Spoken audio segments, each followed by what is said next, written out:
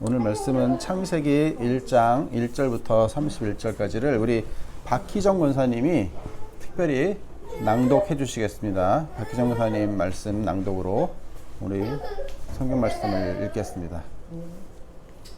태초에 하나님이 천지를 창조하시니라. 땅이 혼돈하고 공허하며 흑암이 깊음 위에 있고 하나님의 영은 수면 위에 운행하시니라. 하나님이 이르시되 빛이 있으라 하시니 빛이 있었고 빛이 하나님이 보시기에 좋았더라. 하나님이 빛과 어둠을 나누사 하나님이 빛을 낮이라 부르시고 어둠을 밤이라 부르시니라. 저녁이 되고 아침이 되니 이는 첫째 날이니라. 하나님이 이르시되 물 가운데 궁창이 있어 물과 물로 나뉘라 하시고 하나님이 궁창을 만드사 궁창 아래 물과 궁창 위에 물로 나뉘게 하시니 그대로 되니라. 하나님의 궁창을 하늘이라 부르시니라. 저녁이 되고 아침이 되니 이는 둘째 날이니라. 하나님이 이르시되 천하의 물이 한 곳으로 모이고 묻이 드러나라 하시니 그대로 되니라. 하나님이 묻을 땅이라 부르시고 모인 물을 바다라 부르시니 하나님이 보시기에 좋았더라. 하나님이 이르시되 땅은 풀과 씨 맺는 채소와 각기 종류대로 씨 가진 열매 맺는 나무를 내라 하시니 그대로 되어 땅이 풀과 각기 종류대로 씨 맺는 채소와 각기 종류대로 씨 가진 열매 맺는 나무를 내니 하나님이 보시기에 좋았더라. 저녁이 되고 아침이 되니 이는 셋째 날이니라.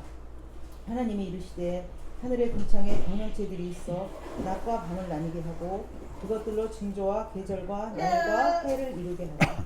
또 광명체들이 하늘의 궁창에 있어 땅을 비추라 하시니 그대로 되니라. 하나님이 두 큰 광명체를 만드사 큰 광명체로 낮을 주관하게 하시고 작은 광명체로 밤을 주관하게 하시며 또 별들을 만드시고 하나님이 그것들을 하늘의 궁창에 두어 땅을 비추게 하시며 낮과 밤을 주관하게 하시고 빛과 어둠을 나뉘게 하시니 하나님이 보시기에 좋았더라. 저녁이 되고 아침이 되니 이는 넷째 날이니라. 하나님이 이르시되 물들은 생물을 번성하게 하라. 땅 위 하늘의 궁창에는 새가 나르라 하시고 하나님이 큰 바다 짐승들과 물에서 번성하여 움직이는 모든 생물을 그 종류대로 날개 있는 모든 새를 그 종류대로 창조하시니 하나님이 보시기에 좋았더라. 하나님이 그들에게 복을 주시며 이르시되 생육하고 번성하여 여러 바닷물에 충만하라. 새들도 땅에 번성하라 하시니 저녁이 되고 아침이 되니 이는 다섯째 날입니다. 하나님이 이르시되 땅은 생물을 그 종류대로 내되 가축과 기는 것과 땅의 짐승을 종류대로 내라 하시니 그대로 되니라. 하나님이 땅의 짐승을 그 종류대로 가축을 그 종류대로 땅에 기는 모든 것을 그 종류대로 만드시니 하나님이 보시기에 좋았더라. 하나님이 이르시되 우리의 형상을 따라 우리의 모양대로 우리가 사람을 만들고 그들로 바다의 물고기와 하늘의 새와 가축과 온 땅과 땅에 기는 모든 것을 다스리게 하자 하시고 하나님이 자기 형상 곧 하나님의 형상대로 사람을 창조하시되 남자와 여자를 창조하시고 하나님이 그들에게 복을 주시며 하나님이 그들에게 이르시되 생육하고 번성하여 땅에 충만하라. 땅을 정복하라. 바다의 물고기와 하늘의 새와 땅에 움직이는 모든 생물을 다스리라 하시니라. 하나님이 이르시되 내가 온 지면에 씨 맺는 모든 채소와 씨 가진 열매 맺는 모든 나무를 너희에게 주노니 너희의 먹을 거리가 되리라. 또 땅의 모든 짐승과 하늘의 모든 새와 생명이 있어 땅에 기는 모든 것에게는 내가 모든 푸른 풀을 먹을 거리로 주노라 하시니 그대로 되리라. 하나님이 지으신 그 모든 것을 보시기에 심히 좋았더라. 저녁이 되고 아침이 되니 이는 여섯째 날입니다. 아멘. 감사합니다. 우리는 예수 그리스도를 개인의 구주와 주님으로 고백한 많은 성도 가운데 일부분으로 이 자리에 있습니다. 그런데 예수님을 분명히 나의 구주와 주님으로 고백한다고 하는 그 사람들과 이야기를 나누다 보면 이상한 사람들이 있어요. 어떤 사람들이냐면 예수님은 나의 주님이고 나의 구주로 믿는데 하나님이 천지를 창조했다? 글쎄 그거는 신화 아니에요? 이렇게 말하는 사람들이 덜어 있어요. 그리고 의외로 많아요. 심지어 목사님들 가운데서도 제가 듣기로 하나님의 창조를 온전히 믿지 못하고 하나님이 천지를 창조는 하셨지만 아메바 형태로 창조하셔서 그 다음에 진화된 거야 라고 말하는 목사님들이 있다라고 들었어요. 그러면 왜 이렇게 예수님을 믿는다고 하면서 창조는 온전히 믿지 못하는 일이 벌어지셨을까? 저는 온전한 지식이 갖추어지지 않아서 그럴 수 있다라고 생각하는 거예요. 믿음은 지식을 기반으로 합니다. 지식이 없이 믿는 것은 무식하게 믿는 거예요. 이렇게 성경을 덮어놓고 믿는 믿음이야말로 되게 위험한 거예요. 그러니까 성경을 제대로 알지 못하니까 예수님에 대해서 많이 듣고 또 많이 읽어봐서 알겠는데 우리가 창조에 대해서는 이렇게 많이 언급을 안 하는 거예요 것 같아요. 비율로 봤을 때. 그러다 보니까 연구도 안 하고 읽지도 않고 들어보지도 못하니까 창조에 대해서만큼은 좀 의아한 그냥 신화 같은 그렇게 치부해버리는 경우가 있지 않나 하는 생각을 해봅니다. 뭐 그렇다면 어찌 보면 당연한 것이죠. 창조를 못 믿는 게. 이런 현상은 우리 기독교계에 있어서 불행한 일이 아닐 수 없습니다. 목회자를 비롯해서 교회 지도자들조차도 이렇게 성경 말씀에 무지하기 때문에 이런 결과가 초래했다고 저는 생각을 합니다.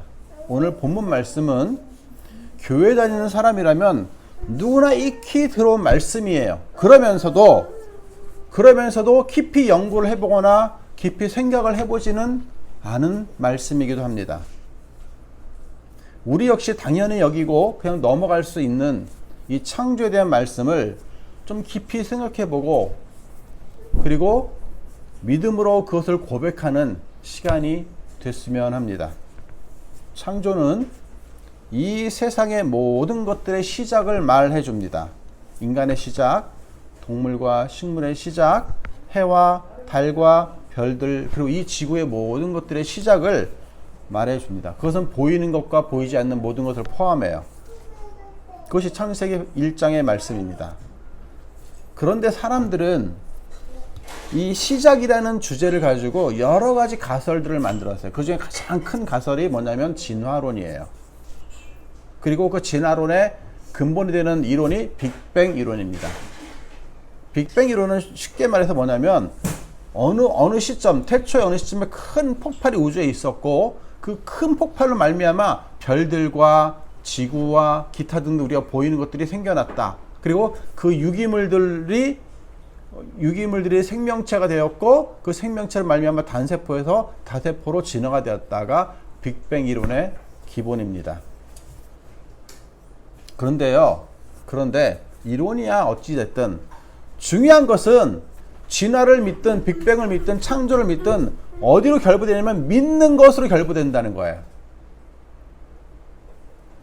무엇을 아냐는 무엇을 믿느냐로 결부돼요. 창조를 믿느냐? 그럼 진화를 안 믿게 돼 있어요. 진화를 믿는다? 그럼 창조를 못 믿어요. 결국은 믿음으로 결부되는 거예요. 무엇을 믿느냐로. 물론 어떤 사람들은 이 둘을 적절히 섞어서 믿는 사람도 있지만 그건 박쥐 같은 그런 박쥐 이야기 같은 존재죠. 어디서도 환영 못 받습니다. 확실히 말할 수 있는 것은 어느 쪽을 믿든지 그 믿음에 대한 선택으로 말미암아 초래되는 결과도 그 자신이 책임져야 돼요. 우리는 하나님의 창조를 믿습니다. 이렇게 우리가 창세기의 성경 말씀을 대할 때마다 믿음과 연결지어서 생각하곤 하죠. 그런데 오늘 저는 다른 관점으로 이 창세기 1장의 말씀을 보고자 합니다. 전제가 있어요. 우리들은 최소한 이 창세기 1장에 나오는 모든 말씀을 하나님의 말씀으로 천지창조가 하나님의 손에 위에 지어졌다는 것으로 믿는다는 것을 전제로 해요. 그것이 전제되지 않으면 제가 지금부터 하는 말은 아무 소용이 없습니다. 그러니까 최소한 나는 천지창조를 하나님이 하셨다는 것을 믿어야 되는 거예요. 그것을 전제로 오늘 말씀이 시작됩니다. 우리가 성경을 읽다 보면 한 가지 공통점을 발견하게 돼요. 그게 뭐냐면 하나님이 말씀하는 부분에 나오면 모든 하나님의 말씀은 명령체로 되어 있어요. 거의 대부분이 그래요. 거의 대부분 명령체로 되어 있어요. 이웃을 내 몸처럼 사랑해라. 하나님을 전심으로 사랑해라. 자녀를 노엽게 하지 마라. 부모를 공경해라. 우상 숭배하지 마라. 도둑질하지 마라. 거룩하게 살아라. 땅끝까지 복음을 전해라. 등등. 전부 다 명령체예요. 명령체로 말씀을 하신다는 것은 무엇을 전제로 하냐면 순종을 전제로 하는 거예요. 명령을 하는데 거기에 순종이 없어요. 그럼 그 의미 없는 거예요.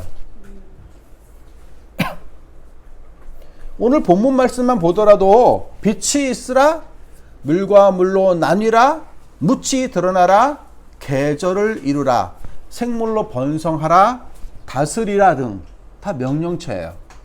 그리고 그 명령한 대로 그대로 되니라. 그것이 하나님 보시기에 심히 좋았더라가 되는 거예요.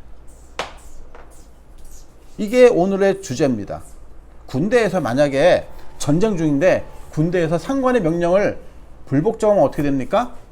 예? 총살이에요. 그 자리에서 총살이에요. 재판도 필요 없어요.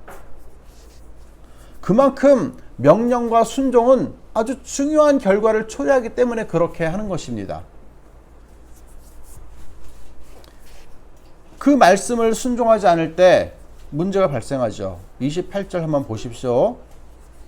28절을 보니까 뭐라고 써있냐면 하나님이 그들에게 복을 주시며 하나님이 그들에게 이르시되, 이게 명령하는 거죠. 생육하고 번성하여 땅에 충만하라, 땅을 정복하라, 바다의 물고기와 하늘의 새와 땅에 움직이는 모든 생물을 다스리라 라고 명령처럼 되어 있어요. 명령하는 거예요. 그렇게 해야만 되는 거예요. 안 하면 안 되는 거예요. 선악과 문제도 그래요. 선악과를 먹을지 말지 니네 한번 생각해봐가 아니고 먹지 마라, 정령 죽으리라. 그게 하나님의 명령이었어요. 하나님의 명령은 선택이 아니고 딱 하나, 순종하든가 불순종하든가 밖에 없는 거예요. 선택의 여부가 아니에요. 인간에게 주신 명령, 땅에 번성하고 모든 생물을 다스리라, 이것은 명령이었습니다. 다스린다는 것은 폭군처럼 마음대로 행사라가 아니라 하나님의 위임을 받아 청지기처럼 잘 관리하고 잘 발전시켜서 하나님께 영광을 돌리라, 그 말입니다. 근데 그렇게 못했죠. 왜? 불순종함으로. 선악과를 따먹는 순간 명령과 순종의 관계는 깨어지고 그로 인해 온 우주가 뒤틀어지는, 왜곡되는, 오염되는 일이 일어납니다. 다스림을 받아야 하는 동물과 식물들은 인간에게 때론 위협적인 존재가 되기도 하고요. 또 자연 만물을 다스려야 될 인간은 파괴를 하면서까지, 발전이라는 명목하에 파괴를 하면서까지 자신의 존재를 드러냅니다. 이런 현상들은 모두 온전히 순종하지 못한 인간의 죄에서 비롯된 거예요. 그만큼 하나님의 말씀을 순종하느냐 그렇지 않느냐는 엄청난 결과를 초래하는 것입니다. 결국은 어떻게 됐어요? 모두 사람의 죄 때문에 사람을 포함해서 동식물들 다 멸망할 수 있는 길로밖에 갈 수 없는 그런 현상이 벌어졌죠. 하나님이 만일 가만히 계셨다면 우리는 모두 그렇게 멸망의 길로 갈 수밖에 없는 존재가 된 거예요. 그러나 감사하게도 회복의 길을 열어놓으셨죠. 바로 예수 그리스도를 통한 구원의 길입니다. 온전히 순종하지 못한 첫 번째 아담을 대신해서 두 번째 아담이신 예수 그리스도가 온전히 순종하심으로 십자가에 죽으면서까지 하나님의 말씀을 순종하심으로 회복을 시키신 거예요. 첫 번째 아담은 불순종함으로 실패한 그 일을 두 번째 아담은 순종하심으로 회복시키신 거예요. 그래서 우리로 하여금 하나님과 다시 화목할 수 있는 길을 열어놓으셨어요. 사랑하는 성도 여러분, 우리가 엄마 아빠의 말씀에 순종하는 것이 자녀의 의무잖아요. 이렇게 특히 어린 자녀일수록 엄마 아빠의 말씀을 잘 순종해야 제대로 양육을 받을 수 있지 않습니까? 제대로 된 부모 밑에 있다면. 그런 것처럼 하나님은 우리의 아버지로서 우리를 순종하라 라고 말씀하고 있는 거예요.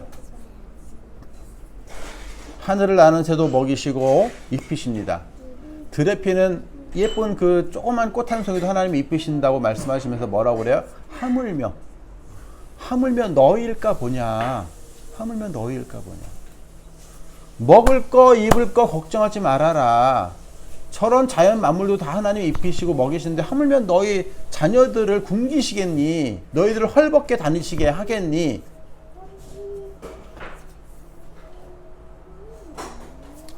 다시 시작해야 합니다. 하나님의 말씀으로 돌아가서 우리의 순종을 다시 시작해야 합니다. 오늘 내게 무엇을 말씀하시든지 온전히 따르겠다는 말씀의 자세를 가지고 말씀을 대해야 합니다. 왜냐하면 하나님의 말씀은 우리를 살릴 뿐만 아니라 우리를 인도하시는 생명의 말씀이기 때문에 그래요. 보시기에 힘이 좋았던 그 세상이 불순종한 인간의 죄로 오염되고 왜곡되었습니다. 그러나 온전히 순종하신 예수님의 십자가 보혈이 다시 회복시켰어요. 그리고 장차 저 에덴 동산, 첫 번째 에덴 동산의 그 아름다운 모습이 다시 회복될 거예요. 그게 요한계시록에 나온 말씀입니다. 그때가 되면 어떻게 됩니까? 이사야서에 나온 것처럼 독사굴에 이런 어린아이들 손 넣어도 물지 않아요. 그 사나운 사자와 같이 뒤엉켜서 막 씨름을 해도 안 물려요. 왜? 그때는 이미 모든 동물들이 풀을 먹고 살 수 있게끔 회복이 될 테니까. 무서운 곰과 어울려 놀기도 하고 독사와 어울려 놀기도 하고 사자, 호랑이와 놀아도 아무런 해를 안 입게 됩니다.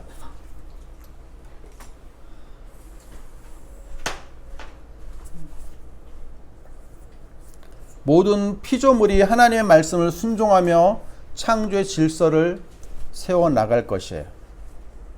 우리는 그때를 바라보며 오늘을 순종하며 살도록 부르심을 받은 사람입니다. 우리를 자녀라 부르시고 하나님을 아버지라 부를 수 있도록 사랑하신 그 하나님의 사랑이 오늘도 이곳에 모인 우리 성도 여러분에게 충만하시기를 우리 주님의 이름으로 축원드립니다. 기도하겠습니다.